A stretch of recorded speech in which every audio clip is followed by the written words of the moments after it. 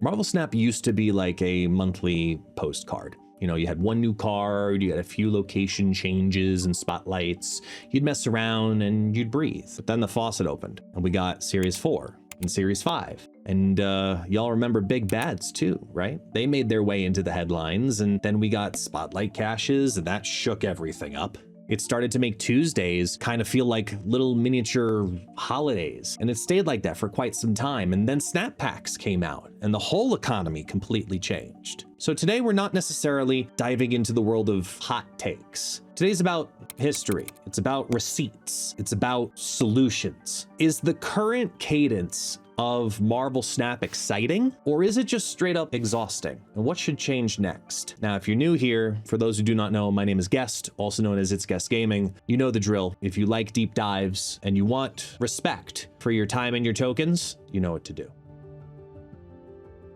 Let's start with the cleanest timeline I can give you in kind of a TLDR format, right?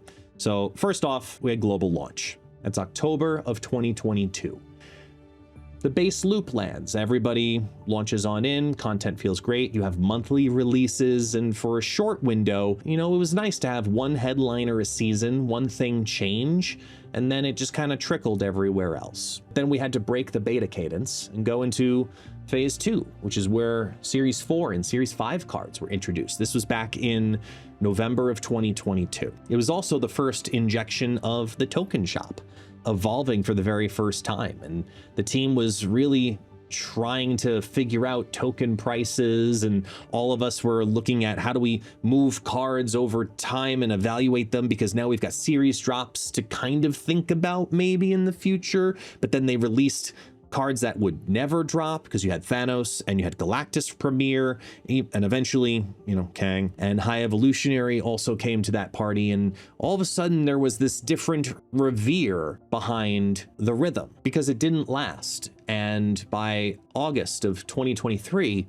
we then needed to have spotlight caches, the first solution to the economy. Now you've got a weekly rhythm and loads more cards simultaneously because of it, including spotlights. So you've got variants that are now being released into a very limited cadence as well, and making you choose on how to use your resources differently than just waiting for series drops to happen. You'd go up your collection track now, and every 120 collection levels, you'd get a spotlight cache, an opportunity to get one of the cards, which was sometimes a 1 in 4, but never really a 1 in 4, because maybe it would be a duplicate. So you never truly knew what this was going to do for you. And this changed the entire behavior of how we as players and consumers looked at the economy of Marvel Snap in a second. That's when the perspective of Tuesday as a day in Snap completely changed. It became a grand event, and you hoarded all of your resources specifically for Tuesday. How many 1-bangers versus 4-bangers would there be in the community? How many people got the card on the first key or had to wait and use all 4? And that whole rhythm basically stayed like that for over a year, until they finally said series drops need to evolve. The whole system saw a massive series drop, and now we're into March of 2025. So in the past 6 months was the big change of just changing what cards go into the series, because they weren't moving them for quite some time while we had all of these spotlights, because it wasn't a concern, or so we thought. We needed to have this catch-up moment to allow some cards to fall into the Series 4 and Series 3 pools, give players a little bit of a chance to catch up on some of those one-off cards that they may have had to miss before, because the economy really forced them and pigeonholed them into other systems and rhythms. And then we move forward into April of this year when they dropped Snap Packs, and they recognized that everything that they had done for the last 2 years led to a point of almost no return. They needed a whole new system to allow us as players different access to the cards without concern. It became more about time more than chance. So no more duplicates on your pulls. It seems like such a logical plan, but it was not for quite some time. And now we look at it with the perspective of what a huge win. So sure, snap packs come on out, we get the announcement that maybe because of the ease of the system and converting your spotlight caches into tokens and setting everything up for this new system, maybe we can introduce more cards to the game. And people have wanted to see more cards, are looking for more interesting things rather than just the small update when we got an extra Series 5 on the week the season pass drops. Maybe there's more and constantly changing the meta, and that could be exciting, right? I mean, of course, with series drops also, oh wait, you're getting rid of series drops? At least for now? Because we shouldn't need them, or so they say. So when you look at it all, if you feel like the economy's changed, 3 times in 3 years, yeah, it actually did. It's weird when you look at it that way. And then you have to think about it in that frame of all of those changes and what we learned and what we discovered that led us to the point that we're at today. Where did we learn pros and cons from? And when are we going to learn fixes? Now fast forward to today. We look at a season 3 years ago versus today. We got 1 card a month when the game first came out. Now we're up to 10 plus. That's insane, right? To be fair, with what we've learned over the last couple of years, there are some good things to an increased amount of cards releasing versus a much slower cadence of releasing cards. Not even quantity, just the rhythm in which they release, right? So number one, you've got constant freshness in the meta. There's always things changing, because typically you'd see in the beginning of the season, lots of people want to play the brand new season pass. It's the largest influx of a single card into the metagame in any other point of the month. It's the season pass. Everyone wants to play it. But when you constantly have cards trickling into the meta, well, every 2-3 days, it feels like there's a new meta revealing in Marvel Snap, and that keeps it fresh. And then someone will figure it out, and then there has to be a counter that's figured out, and then someone will figure that out, and then there's got to be a counter to that. So there's always something there, right? Second thing is, it is allowing for the increase in certain archetypes to kind of get revived. Like we just had Sparky and Vivision release in Marvel Snap, and they kind of helped single-handedly reinvigorate Move for a lot of people and reinvigorate some other decks. Like even Hydra Stomper decks are making comebacks because of the release of these cards. When you have more cards releasing, you are injecting those archetypes with oxygen. You are reinvigorating that archetype to make people revisit it, rethink about it, bring something back. Or even if they decide that's not the direction to go, it just brought the familiarity of that back to them again. Increased releases also kind of has this FOMO with a safety valve mechanic built into it too. Because remember, with the old Spotlight cache system, to feel like you were guaranteed something, you needed 4 of a resource to know you were guaranteed it. Now, with the snap packs, you know you're going to be getting something new, and getting snap packs is even easier than it was to get Spotlight keys, which would lead to cards. So you can now get 3,000 tokens and keep opening packs right away. And even if you save 2 of them to get the new Series 5 card, that's astronomically better than the chance at maybe getting a card by opening 2 Spotlight keys. So having an increased amount of cards with the increased rate of having access to tokens is giving that release FOMO valve a breathing point to say, I know I'm always going to have cards here to get at some point. It relaxes that desperation of FOMO and creates a different style of that fear, which is the fear of want, not the fear of need. And lastly, it's a smaller pool because I'm in it, and that's the creator and content ecosystem that surrounds around these types of games. Games that have, bi-monthly releases, content will release and then nothing new will come out for 6 to 7 weeks once everybody figures it all out. Here, we've got releases every single week, sometimes multiple. So content is ever flowing. There's always things to talk about, not even just on this channel, but on any content creator's channel who makes content for Marvel Snap. There's always something new. You can do a weekly podcast and have 17 things happen in between your last episode and this episode, because it was actually structured to do so. On the one end, there's all of this positivity that surrounds around a fast cadence, a increased quantity of cards, but then on the same time, it can absolutely lead into that burnout con feeling of just straight up cognitive overload. There's so much happening. If you miss a week, you feel out of the meta because 3 metas happened in the span of that week because all of these cards kept coming out. And we had 5 cards released in a week, and then we figured out, okay, these 3 are good, which made these 3 decks, and then these 2 decks counter those 3 decks, and those are the only 2 decks to play now. And you just missed all of it. It's just, there's so much to learn, especially if it's a niche interaction with a card and how it works against your deck that you've been playing for a year and a half. It's a lot.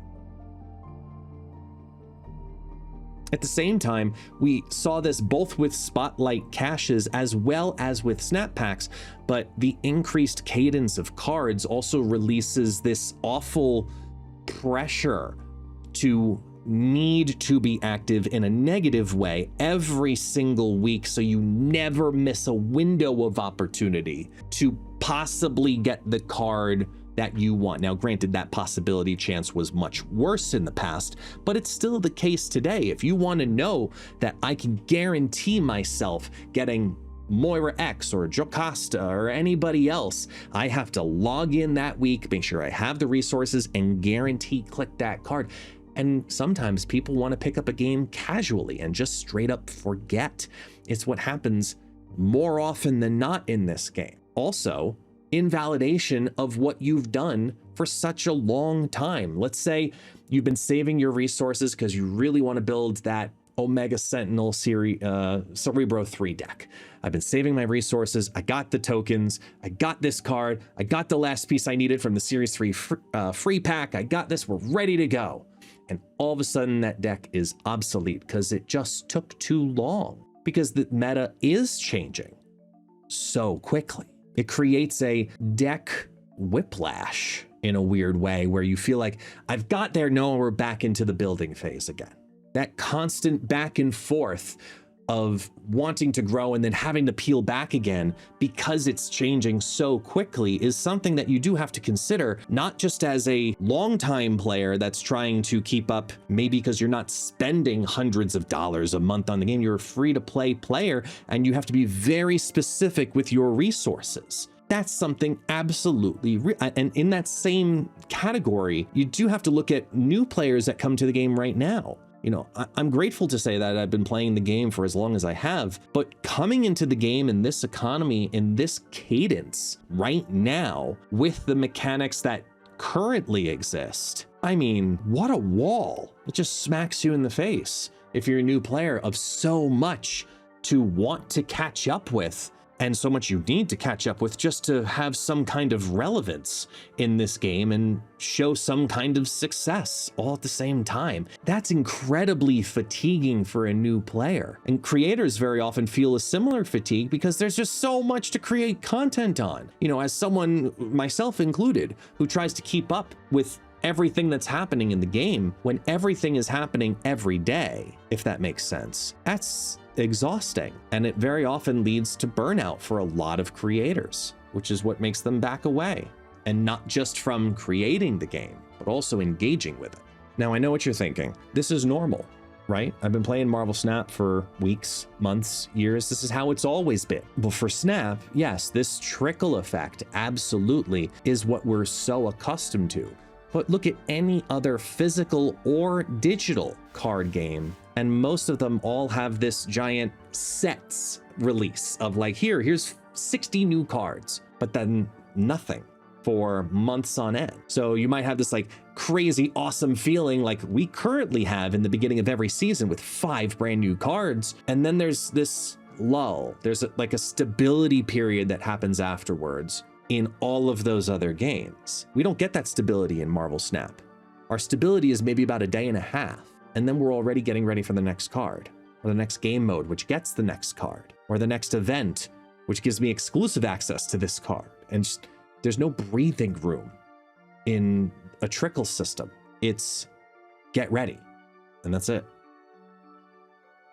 So taking in everything that's happened over the last 3 years, looking at other games, looking at how I feel as a player and how I feel as a creator. I'm keeping that aside, but as a player, what would I actually want that benefits me, that makes sense for second dinner? Because the card cadence is incredibly daunting, and it makes total sense why as a business. But you don't want to push away the krill in this giant ocean either. So if I were to push something tomorrow as a new cadence or a new rhythm to take what currently exists in the game and not need to completely rework an entire economy again, because I really don't think that's necessary, to be honest, here's what I would do. I'd implement, we'll call it 4+1, right? You have a release structure of 4 weeks are typically in a season, sometimes 5. So in those 5-week months, there's a catch-up week. It's 1 week with no cards. It's just cosmetics, allows people to focus on conquest if you do it at the end of the month. It's just a breather. That's it. No other pressures. You can use it as a bug fix week if you want, as a business, that's fine. I know the community would obviously appreciate that, but allowing people that breathing room is so important, because the only way you can get somebody out of a panic is if you get them to breathe. And the same philosophy also holds true to FOMO. You can only have a fear of missing out if you have the opportunity to recognize what you're possibly missing. If you're stuck in a FOMO fear mode nonstop, eventually you do become numb to it. And I truly believe that that actually does exist in Marvel Snap right now also. Second thing I do, once a month, not 5 week, not just whenever it is, once a month, a specific day, you can say it's every 12th of the month, no matter what day of the week it is, type of thing. Find something along those lines. Or the second Thursday of every month is now revisit week. They find the releases of the past 2 months, and it's its own dedicated OTA, exclusively focused towards cards that only released in the last 2 months. So that way, when a card releases in Marvel Snap, if it overperforms or if it underperforms, they know that it has a certain window, a certain okay window that it will be allowed to live in. But every month we know there's going to be this specific day where maybe those cards will get adjusted. So there's no more of this uncertainty about, are they going to nerf my season pass? Am I really wanting to use my Series 5 Snap Pack tokens specifically for Moira X because maybe she'll get nerfed in 2 weeks, or maybe they'll buff her in 2 weeks? No. Unless if it's literally game breaking, if there's a dedicated day, we all have something to look forward to understand if that is going to change or not. And it puts the proper pressure on the development team to understand the strength of those releases on release with a targetable time that allows them that same time to collect the data that they need to determine if a card is underperforming, overperforming, and know that there will always be a dedicated day, not just a dedicated OTA, but a dedicated day the community can look forward to say,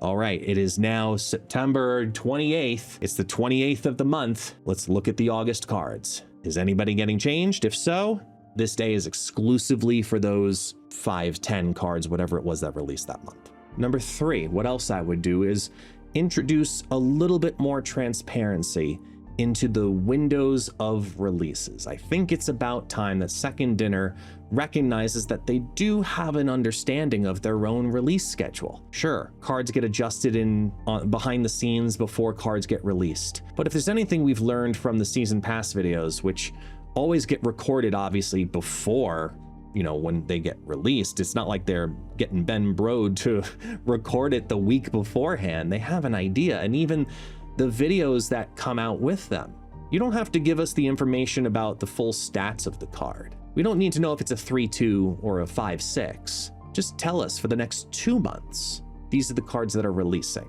It doesn't even have to have a calendar on it. Just know, hey, in August, these cards are releasing. And it's just the card, the name, and the ability. And that's all we need to know for us to start making resource decisions ahead of time. There's this constant conversation about data mines and their importance and their relevance, and none of the conversation is based around card ability. More often than not, the difficulty in that conversation comes around, oh, well, it was supposed to release as a 3-3, but it did release as a 3-2. Doesn't change the card effect. Very rarely have card effects been changed that close to the release date. It's normally a dial tweak here on a number or a dial tweak here on a number. And I think that it's about time that Second Dinner embraces the strength of their own systems and reward the community with that same knowledge and strength. Give us 2 months of a calendar just to know what cards are coming out. I'm not saying the season pass videos,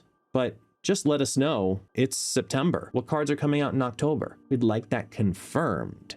And I think they're able to do that by now. Item number 4, a gentle relief every 3 months in series drops. Hear me out. They wanted to see how series drops was going to work or not work by not having them and only having snap packs.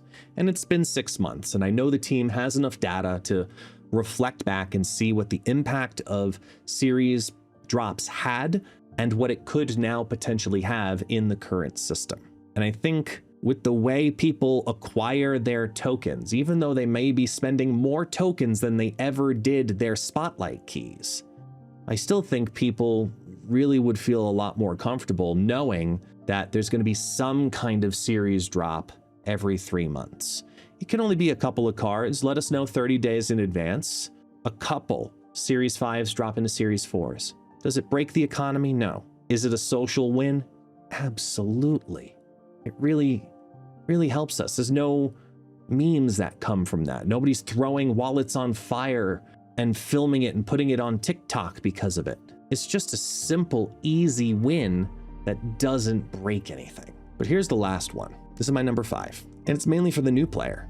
It's to inject the new player with full decks right from the very beginning, because we all know what it's like to climb and try to open your collection. But I think we're at a safe place now in the existence of Marvel Snap and the number of cards for players who come to the game to be handed certain decks in their entirety that they can unlock extra pieces for later on. For example, imagine being a new player right off the bat and not just handed a starter deck. Imagine being handed a full choice. There are 5 piles that you can choose from. Choose 3 piles randomly. Each of those piles have a 12 card deck using only series 1, 2, and 3 cards.